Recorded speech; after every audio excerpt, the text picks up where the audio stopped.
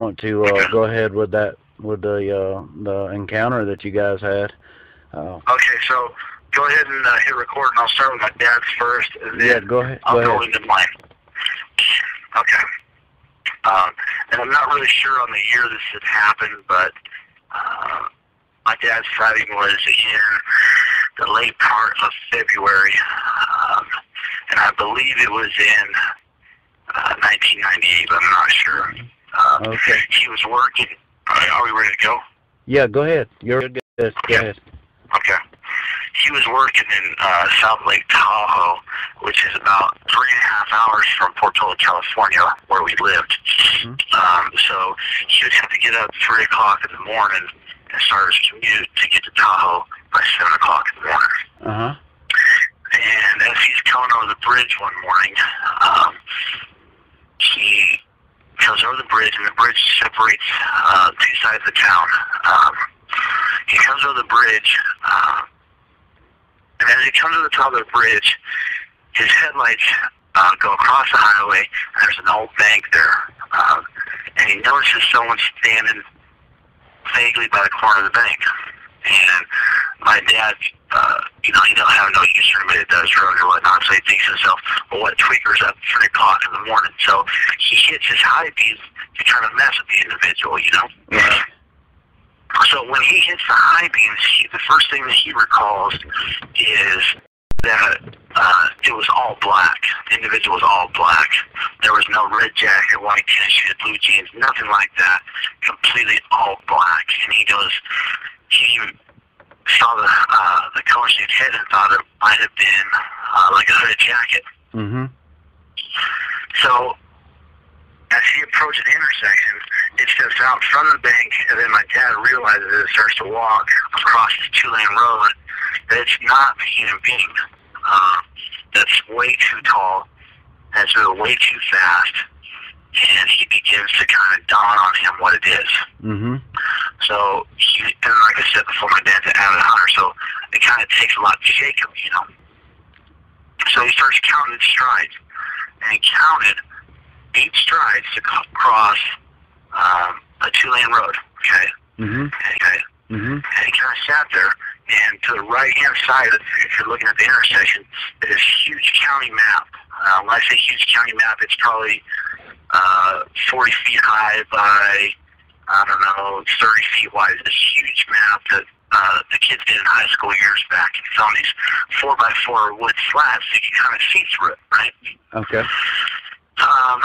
So he goes, if that just happened, it's going to walk behind these kind of, so he jackknifes his truck in the middle of the road, and he shines his headlights through the slats of the truck, or the slats of the map, and sure enough, he sees something go back behind there.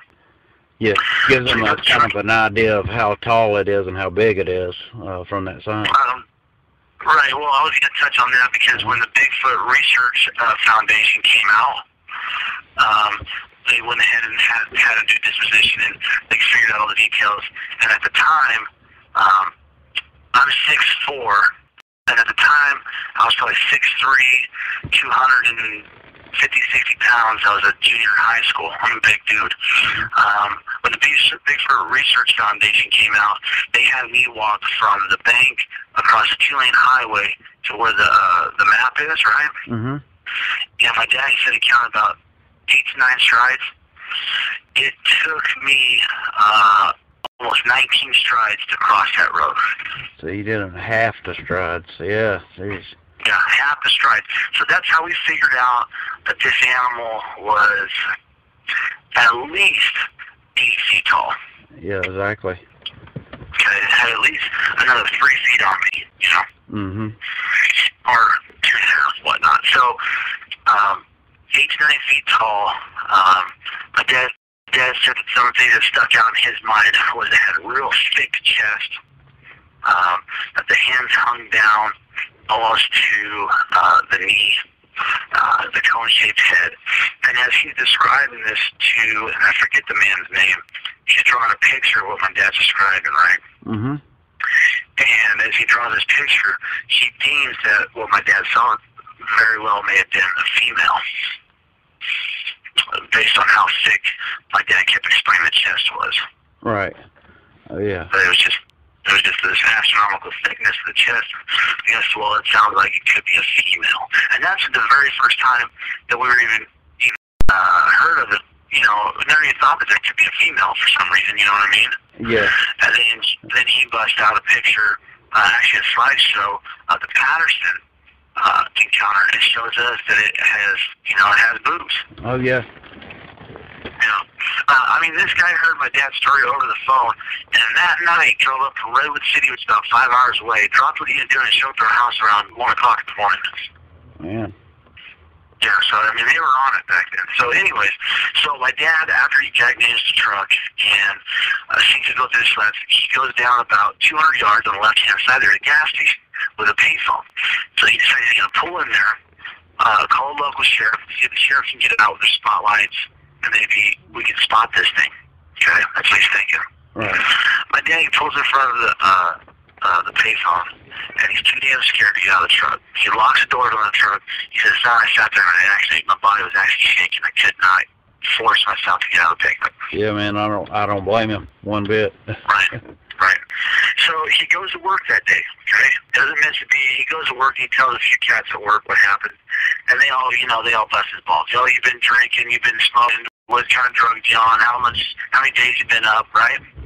Yeah, exactly. So he comes home, and I'm laying on the couch, watching TV, and he walks in, and he steps in front of the TV, and I'll never forget this. He goes, "Hey, son," he goes, "I seen him," okay? And I look at my dad, and I remember watching goosebumps go from my dad's knuckles on his hands all the way up to the side of his neck. Mm. And I knew what he was saying. You know what I mean? So he explains what happened to me. We go down the river. We look for tracks. Can't find nothing. It was all asphalt. This is the center of the town, okay? Mm-hmm. A town of about 2,500 people. This is dead smack center of the town. So it's like really out of the ordinary, right? Mm-hmm. So this gentleman shows up for the Bigfoot, the BFRO, I think that's what they called themselves back then or whatnot. Yeah. And he's got all the gear, the night vision, the power lights, the casting material, all that stuff, right? So we go out that night, we're trying to look around. The cop pulls us over, just right in the middle of town, with spotlights and whatnot, looking around. And the cop pulls us over. He kind of laughs at what we tell him what we're doing. He goes, "Well, all right." So we go back to the house. The next morning we wake up and we go back down the location.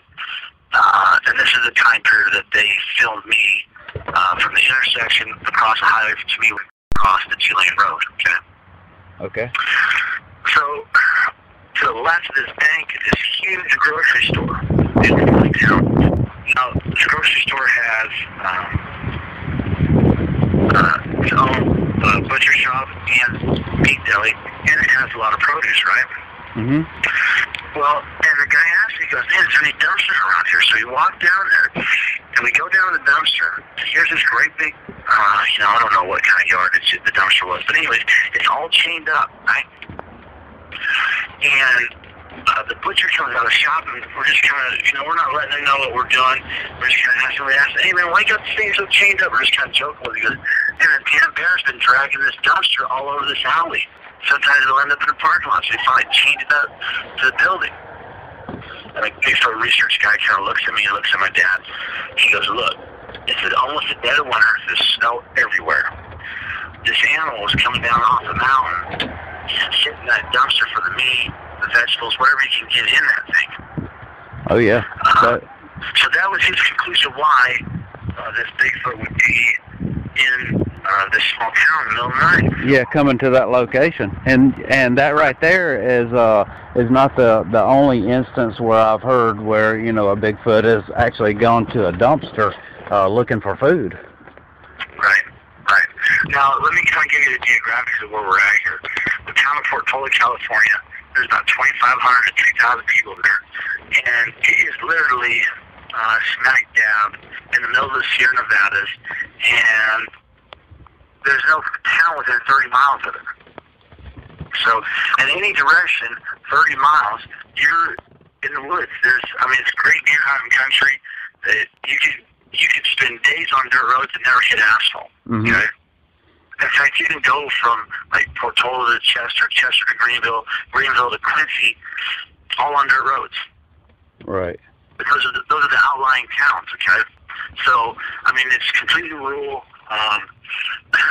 You know, it's as mountain as it can get. That's what Portola is. Okay. So the guy's conclusion was that my dad had a credible sighting. That it wasn't just, you know, it wasn't a hoax. That the Bigfoot was coming down out of the woods, shortage of food, and was hitting that dumpster. Right. So that was my dad. That was my dad's sighting. And my dad, you know, he's not a liar. He's not a bullshitter. If he tells you something, it's usually right on the money. You know. Right. Oh, so, exactly.